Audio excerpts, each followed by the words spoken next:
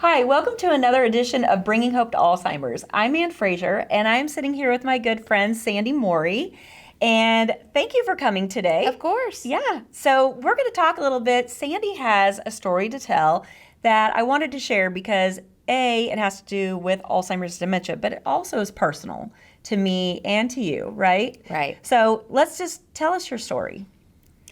Well, my story as it relates to Alzheimer's is I have a very good friend, Anne Fraser, and also her sister, Beth.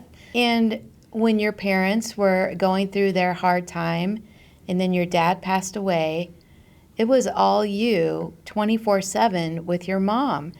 And you and Beth both, I think, approached me about possibly filling in and helping to care for her, which I thought, okay, great. That was my first encounter with someone who had dementia. And I had no idea how actually vulnerable they are and how much care they need. I mean, every minute. Not because they can't do things, but actually because they can. And it's just so unpredictable, and it was a life-changing experience for me to do that. Well, you were a godsend for me because as the primary caretaker, just even having an hour or two to run to the store by myself or to go exercise or to go just sit at a park, something just to get away and do something on my own, go spend time with Mark by ourselves. Whatever it was at that time, it was such a great break for me. And knowing that my mom was being really well cared for, that was huge. Yeah, she's great. Yeah. So do you have any funny stories about Nance? Well, there are so many white cars on the road. Have you noticed that? That was a good one. She told me one time that she was a really good water skier, and she thought she might do that again, like the next weekend. And I thought that was a great idea. Sometimes I would bring her back to my house and she would have dinner with my family, and they just thought she was a hoot. And she was. She had the best stories. And even though I'd heard them all, for her it was like telling them for the first time. Mm-hmm. And so it just takes someone with a little bit of patience to let her tell it again for the first time. Mm-hmm. And that's one of the parts when I first started caring for my parents, even though everyone in my family ended up with some form of dementia, really my personal experience was taking care of my parents and Right. being with them 24/7. And at the beginning, when I wasn't used to it yet, my mom would tell stories and then she'd tell them. And you want to say, you've already said that before. You've told me that story 100 times. And, or even getting frustrated, like if you're in the middle of doing something and they want to tell you the same story again, you're like, you've already told me this. You have to completely get past that and be like, every time she says it, I'm going to just act like it's the first time. And that takes the frustration out of it for me, but it also gives her that piece of feeling like she's contributing to the conversation.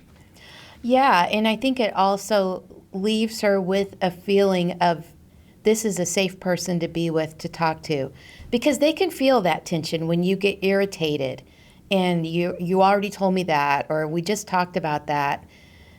They remember the tension without remembering what they talked about. And so anyway, through that experience, I just really developed a heart for spending time with people like that, because just spending a little bit of time with them means so much.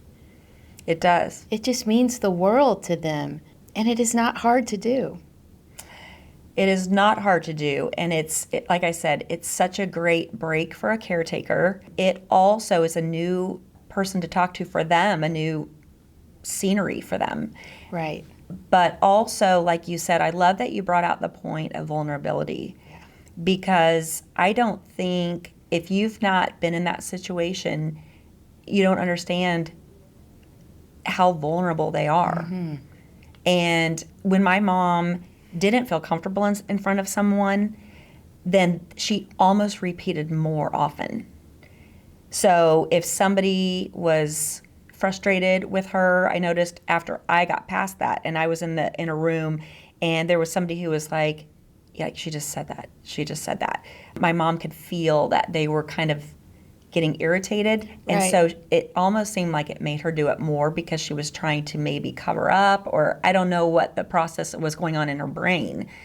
But did you ever notice that when anyone else came Yeah. around? Oh, for sure. Yeah. And you can tell, like, they're not stupid. Mm-mm. They still can read social cues. And your mom was great at that. But yeah, they just need someone who's going to be friendly and just accept them where they're at right there, and not expect more out of them than what they're capable of doing. It isn't their fault. Right. I always say no one ever asks for this disease. Right. So that you have to meet them where they're at if you're going to be a positive person in their life at that time. Mm-hmm.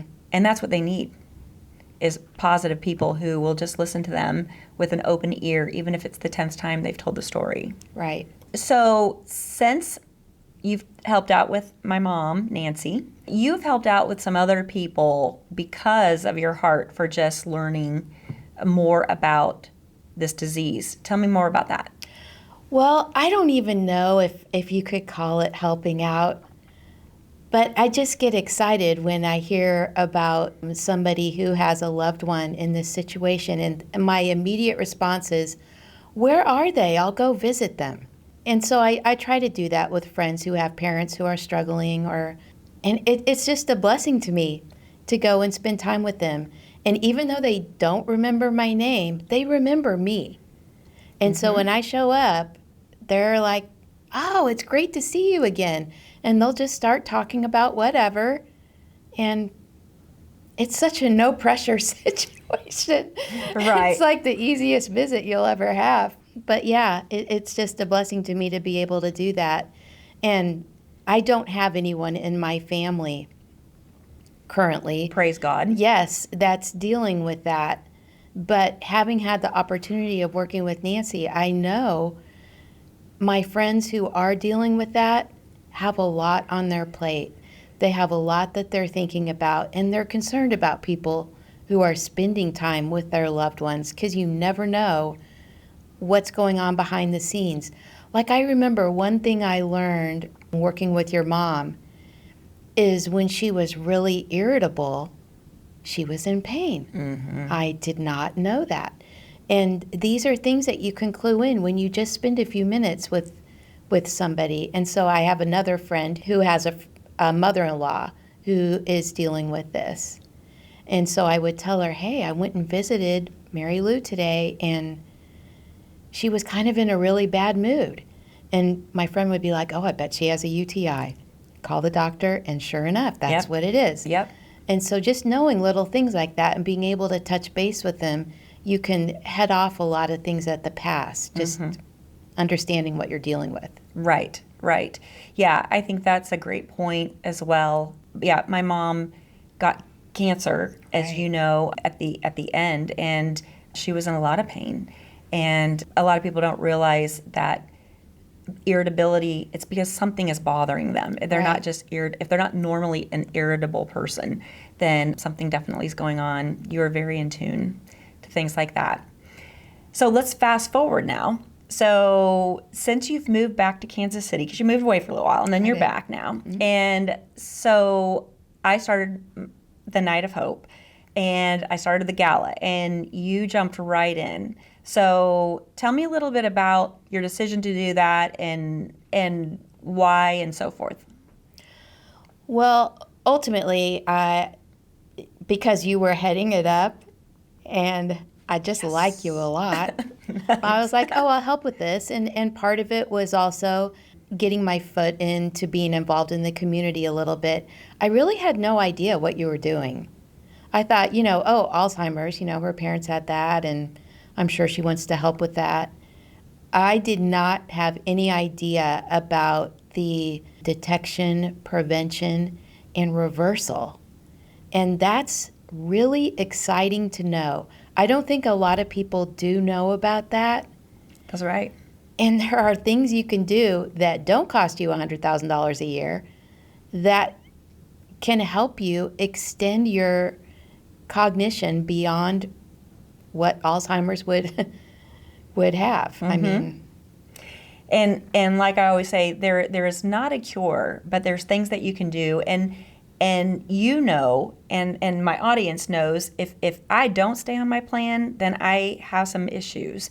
And so stress is one of my biggest issues, obviously, and some other things, hormones and all that. But I've got that kind of stuff in check. But sleeping, eating right, and stress control are kind of my biggest triggers.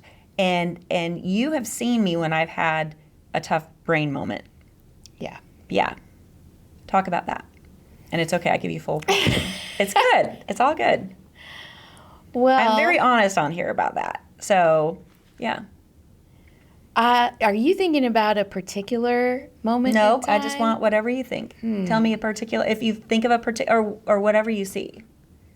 Well, I know that when you're not on the plan, like for instance when you were sick, it's a different Anne completely. Like you are irritable and anxious and just like, I don't know, it's hard to explain. You're not in the zone.